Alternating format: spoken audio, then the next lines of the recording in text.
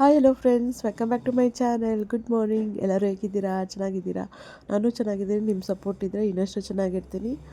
Friends, ಇವತ್ತು 9 ಗಂಟೆಗಾಗಿ lock start ಮಾಡ್ತಿದ್ದೀನಿ. So entrance ಬಂದಿದ ತಕ್ಷಣ ಕಲ್ಲಂಗಡಿ ಹಣ್ಣು ನೋಡ್ತಾ ಇದ್ದೀರಾ. ಸೊ ಈ ವಾಟರ್ ಮೆಲನ್ನ ಅರ್ಶು ನೆನ್ನೆ ರಾತ್ರಿ ತೊಗೊಂಡು ಬಂದಿದ್ದು. ಸೊ ರಾತ್ರಿ ಎಲ್ಲ ಸೋಫಾ ಮೇಲೇ ಇದೆ. ಇದನ್ನು ನಾನು ಅಡುಗೆ ಮನೇಲಿ ಎತ್ತಿಡೋದು ಮರ್ತೋದೆ. ಸೊ ರಾತ್ರಿ ಎಲ್ಲ ಸೋಫಾ ಮೇಲೇ ಮಲಗಿದೆ ಅಂತ ಹೇಳ್ಬೋದು. ಇವಾಗ ಅಡುಗೆ ಮನೇಲಿ ಇಡ್ತಾಯಿದ್ದೀನಿ. ಅಡುಗೆ ಮನೆ ಎಷ್ಟೇ ದೊಡ್ಡದಾಗಿದ್ದರೂ ನಮಗೆ ಜಾಗನೇ ಇಲ್ಲ ಅಂತ ಅನಿಸುತ್ತೆ. ಸೊ ಅದಕ್ಕೆ ಇಲ್ಲಿ ಇಟ್ಬಿಟ್ಟಿದ್ದೀನಿ. ಹಾಗೆ ಎಳ್ನೀರು, ದಿನ ಎಳ್ನೀರು ಕುಡಿತಾ ಇದ್ದೀವಿ. ಯಾಕಂತಂದರೆ ನನಗೂ ಮತ್ತು ಅರ್ಶಿಗೂ ಇಬ್ಬರಿಗೂ ತುಂಬಾ ಹೀಟ್ ಆಗುತ್ತೆ. ಸೊ ಅದಕ್ಕೆ ನಾನು ಸೌತೆಕಾಯಿಯೂ ತರಿಸಿದ್ದೀನಿ ಮತ್ತು ದಿನ ಎಳ್ನೀರು ಕುಡಿತಾ ಇದ್ದೀವಿ.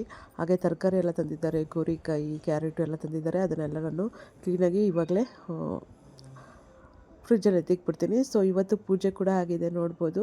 ಇವತ್ತು ಮಾರ್ನಿಂಗ್ ನಾನು ಟಿಫನ್ ಮಾಡಿದ್ದು ಖಾರ ಪೊಂಗಲ್. ಸೊ ಈ ಖಾರ ಪೊಂಗಲ್ ರೆಸಿಪಿನ ನಾನು ಆಲ್ರೆಡಿ ಶೇರ್ ಮಾಡ್ಕೊಂಡಿದ್ದೀನಿ.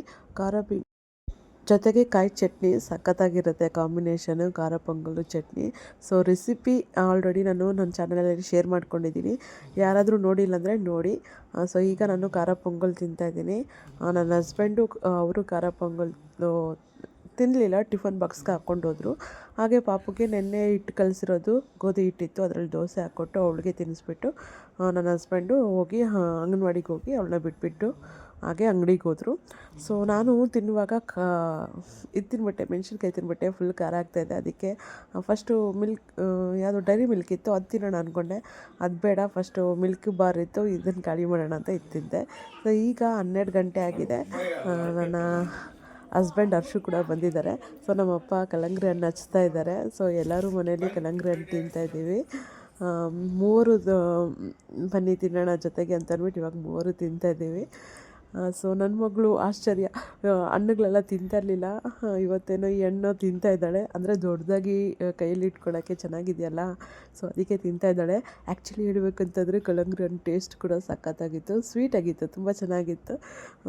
ಅಂದರೆ ಈ ಸೀಸನ್ ಅಲ್ಲ ಇನ್ನೂ, ಇವಾಗೇ ಬೇಗ ಬಂದುಬಿಟ್ಟಿದೆ ಕಲ್ಲಂಗಡಿ ಹಣ್ಣು.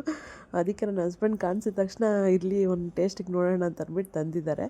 ಚೆನ್ನಾಗಿತ್ತು ಕಲ್ಲಂಗಡಿ ಹಣ್ಣು. ಆಮೇಲೆ ಮತ್ತು ಅಂಗಡಿಗೆ ಹೋಗಬೇಕು ಅಂತ ಹೇಳಿದ್ರು ಅರ್ಶು. ಅದಕ್ಕೆ ಇವಾಗ ಬೇಗ ಬೇಗ ಲಂಚ್ ಏನಾದರೂ ಮಾಡೋಣ ಅಂದ್ಬಿಟ್ಟು ನಾನು ಅಂದ್ಕೊಂಡಿದ್ದೀನಿ. ಚಪಾತಿ ಮತ್ತು ಪಲ್ಯ ಮಾಡೋಣ ಅಂತ ಅಂದ್ಕೊಂಡಿದ್ದೀನಿ. ಸೊ ಕಾಳು ಪಲ್ಯ ಎಲ್ಲ ನೆನ್ನೆನೇ ನೆನೆಸಿಟ್ಕೊಂಡು ಇವತ್ತು ಬೇಯಿಸಿಟ್ಕೊಂಡಿದ್ದೀನಿ. ಇವಾಗ ಪಲ್ಯ ಕೂಡ ಮಾಡ್ಕೊಂಬಿಟ್ಟೆ. ನೋಡಿ, ಇದೇನು ರೆಸಿಪಿ ತೋರಿಸ್ತಲ್ಲ, ನೆಕ್ಸ್ಟ್ ಟೈಮ್ ತೋರಿಸ್ತೀನಿ. ಸೊ ಚಪಾತಿ ರೆಡಿ ಆಗ್ತಾಯಿದೆ. ಕಳ್ಳೆ ಉಸ್ಲಿ ಅಂತಾರೆ, ದೇವಸ್ಥಾನದಲ್ಲೆಲ್ಲ ಕೊಡ್ತಾರಲ್ಲ, ಆಂಜನೇಯ ದೇವಸ್ಥಾನದಲ್ಲೆಲ್ಲ ಕಳ್ಳೆ ಉಸ್ಲಿ ಚೆನ್ನಾಗಿರುತ್ತೆ. ಸೊ ನಾನು ಅದೇ ಥರ ಮಾಡಿದ್ದೀನಿ. ಚಪಾತಿ ಕಳ್ಳೆ ಉಸ್ಲಿ ಸಖತ್ತಾಗಿರುತ್ತೆ, ಕಾಂಬಿನೇಷನ್ ಚೆನ್ನಾಗಿರುತ್ತೆ. ಆ ಕಾಳುಗಳು ಸ್ವಲ್ಪ ತಿಂದರೂ ಸಾಕು, ಹೊಟ್ಟೆ ತುಂಬೋಗುತ್ತೆ. ಸೊ ಈಗ ನನ್ನ ಹಸ್ಬೆಂಡು ಮತ್ತೆ ಹೋಗ್ತಾಯಿದ್ದಾರೆ ಅಂಗಡಿಗೆ, ಬಾಯ್ ಅಂತ ಹೇಳ್ತಾಯಿದ್ದಾರೆ. ಆಮೇಲೆ ಅಂಗಡಿಗೆ ಹೋಗ್ಬಿಟ್ಟು ಹಾಗೆ ತಿರುಪತಿಗೆ ಹೋಗೋಣ ಅಂತ ಅಂದ್ಕೊಂಡಿದ್ದಾರೆ. ಫ್ರೀ ಟಿಕೆಟ್ ಏನೋ ಕೊಡ್ತಾಯಿದ್ದಾರಂತೆ ತಿರುಪತಿಯಲ್ಲಿ ದರ್ಶನಕ್ಕೆ. ಸೊ ಅದಕ್ಕೆ ಅವ್ರ ಫ್ರೆಂಡ್ ಜೊತೆಗೆ ಹೋಗ್ತಾ ಇದ್ದಾರೆ. ಹೋಗ್ಬಿಟ್ಟು ಬರ್ತೀನಿ ಅಂತ ಹೇಳಿದ್ರು. ಸರಿ, ಒಂದು ಜೊತೆ ಬಟ್ಟೆ ತಗೊಂಡು ಹೋಗ್ತಾ ಇದ್ದಾರೆ.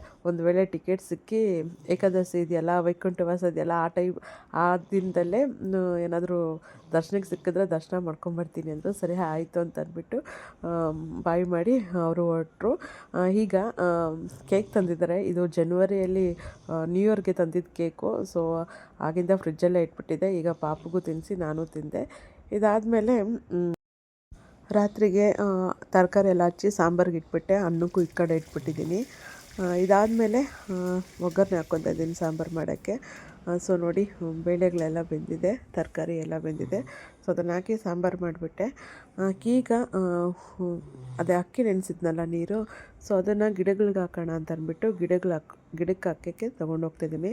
ಮೇಲ್ಗಡೆ ಕೊತ್ತಂಬರಿ ಸೊಪ್ಪು ಗಿಡ ಮತ್ತು ಪುದೀನ ಸೊಪ್ಪು ಗಿಡ ಬರ್ತಾಯಿದೆ. ಸೊ ಅದಕ್ಕೆ ನೀರು ಹಾಕ್ತಾಯಿದ್ದೀನಿ ದಿನ, ಅದು ಬೆಳೀತಾ ಇದೆ. ಬನ್ನಿ ತೋರಿಸ್ತೀನಿ. ಚೆನ್ನಾಗಿ ಬೆಳೀತಾ ಇದೆ ಕೊತ್ತಂಬರಿ ಗಿಡ. ನಾನು ಆಲ್ರೆಡಿ ತೋರಿಸಿದ್ದೀನಿ. ನೋಡಿ, ಪುದೀನ ಸೊಪ್ಪು ಇದೆಲ್ಲ ಮೊನ್ನೆ ಇದು ಬೇರು ಸಮೇತ ನೆಟ್ಟಿದ್ದು. ಕೊತ್ತಂಬರಿ ಗಿಡ ತುಂಬ ಚೆನ್ನಾಗಿ ಬೆಳೀತಾ ಇದೆ.